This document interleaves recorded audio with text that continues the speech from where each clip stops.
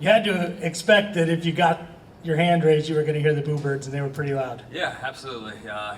Like expected it. I honestly didn't expect as much. I thought, in the end, it would be a fight where I can gain the respect of the fans and because we put on a show, and I believe we sure as heck did that. And but it's okay. It's part of the game, part of the sport, and Matt was very respectful, and I love the guy, and still a huge fan of his, and honored to share the octagon with him for 15 minutes and share some blood together. You tried to turn him at the end there with like the nice PR move about blue collar and Midwestern roots and stuff like that, but yeah, it wasn't maybe really... they'll like you more next time, right? Yeah, exactly. I mean, it wasn't really trying to like get him on my side. It's the truth, That's what I feel about being here in Columbus, and that's what it is. The blue collar workers are here, and I believe I'm that kind of person, and I believe Matt that's the kind of person. And, we work hard and go in there and put on a fight like that. You hope to get the fans and on your side, so we'll see. That was, we also talked about the other day, on paper everybody's saying, this is the fight of the night, right? And that's pretty much what you guys delivered. I mean, when you go in expecting it to be that kind of a barn burner and just, brawl and just dirty and nasty, and it plays out that way, is there more appreciation for it afterwards? Yeah, I mean, I guess, my coach gave me the okay to finish it in the first round, this time around, and it didn't quite go that way. We ended up dragging out another fight of the night kind of thing. But honestly, it was everything I dreamed it would be, everything I hoped it would be. And for me to come out with a win was super exciting and, blessed. And I believe I did enough in there to get the win. Yeah, for sure. I mean, that's why you guys both were excited about this fight staying together after it got canceled a few months ago. I mean, talk a little bit about that, I guess, and just, being appreciative that you got to have this kind of an opportunity against a guy like that. Yeah, absolutely. I'm super thankful. When it fell out the first time, bummed, obviously, but I didn't spend that whole time, not working, not getting better, not wanting to fight. So we were ready to take on anybody.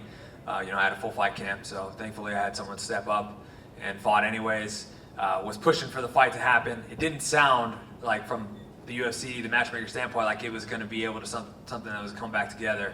So I was praying, and then I saw the Columbus card, and I was like, well, he's from there. This is a perfect opportunity to push for it even more. So I messaged him, like not messaged him, but tweeted at him on Twitter and everything too, and he was like, I'm waiting for a contract. And, I'm on the matchmakers telling him, and I'm really glad it happened. This is the last fight on my contract. I haven't been open about that, but this is the last fight on my contract.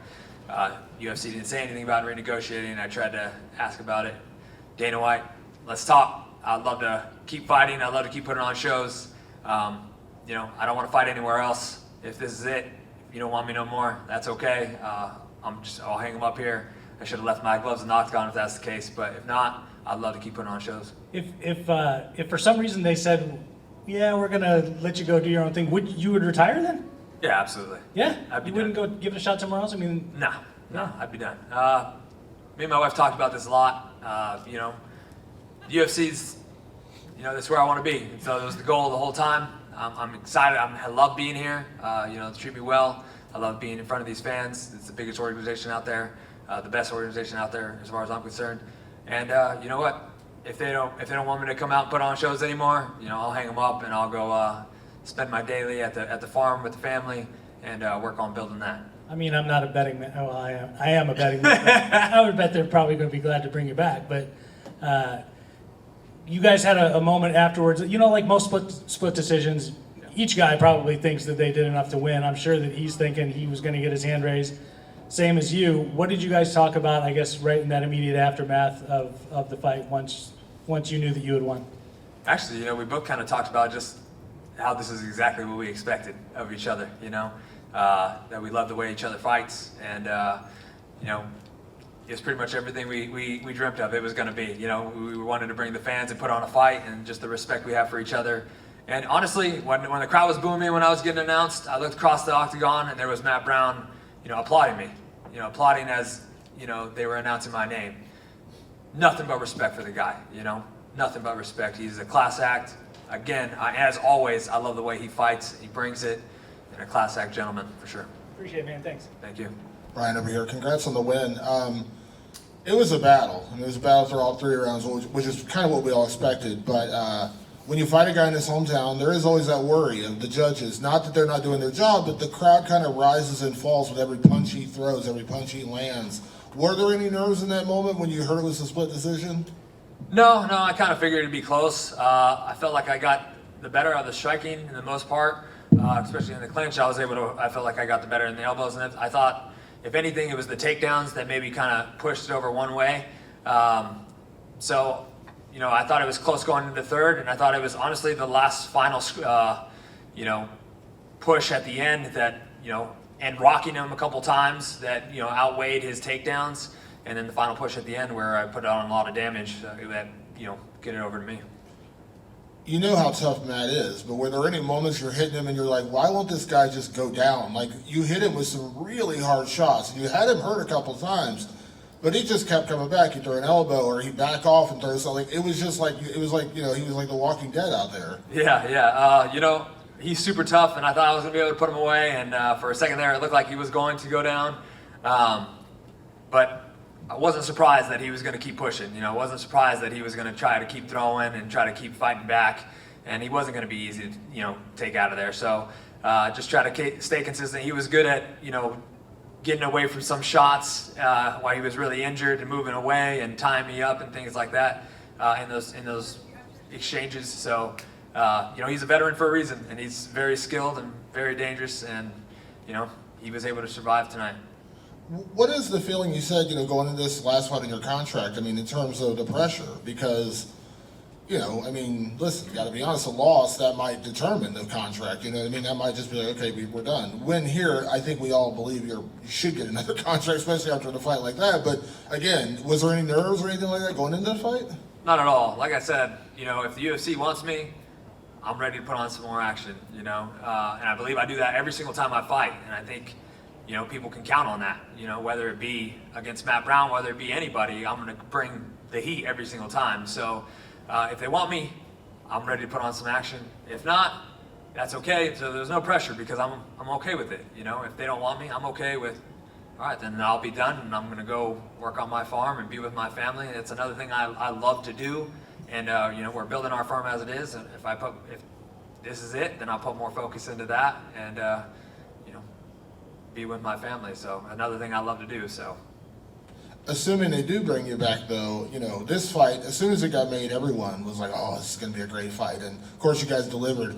When you look at the future, would that be the kind of the fights you'd always like to have? Like, again, I'm sure you're not going to turn down opponents, but you got up for a Matt Brown fight. You got excited about a Matt Brown fight. Like, would that kind of be ideally the kind of fights you'd like having going forward?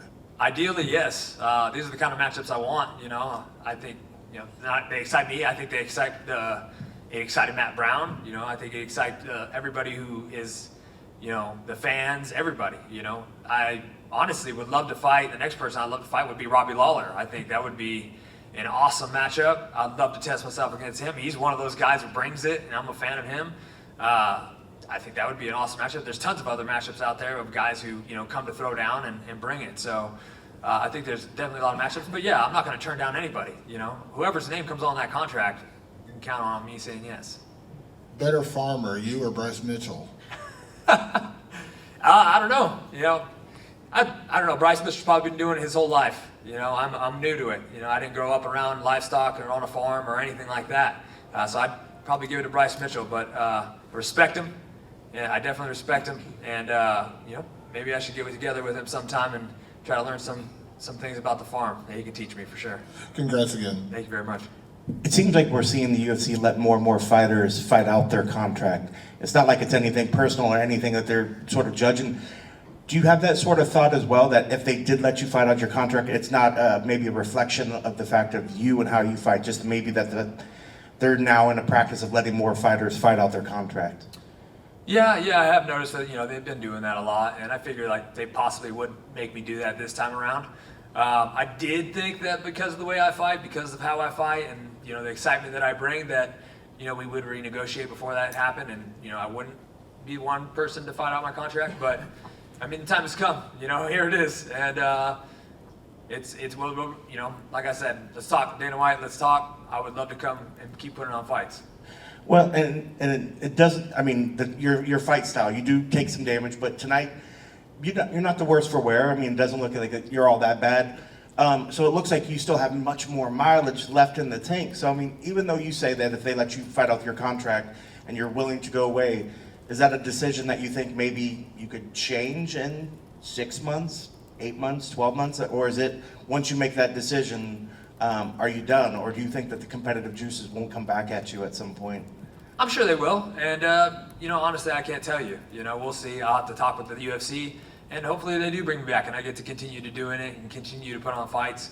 But I can tell you that if they don't want to, then I want to be with my family, and I want to be building my farm, and I'll be helping my teammates and helping them continue on their careers and do things and get to this point right now.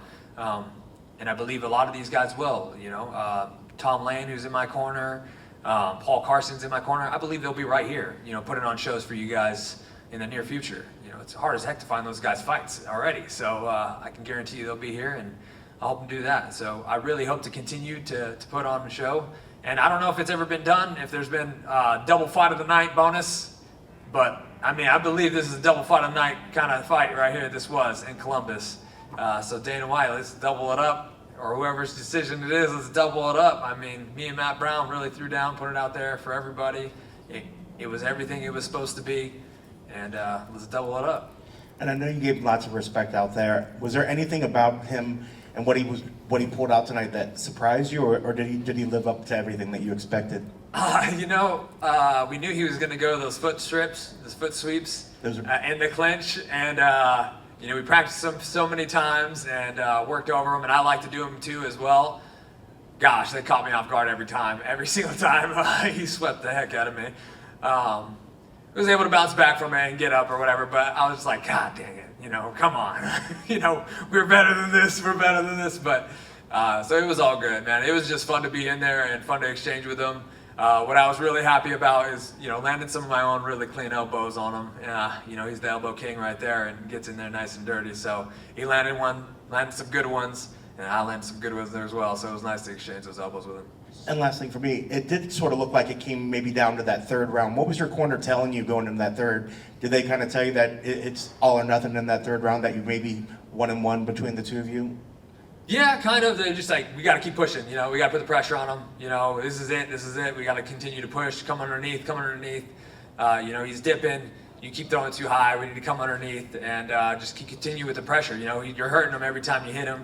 He's wanting to take it down. Let's continue to put the pressure on him. Continue to stay on him. He's tired.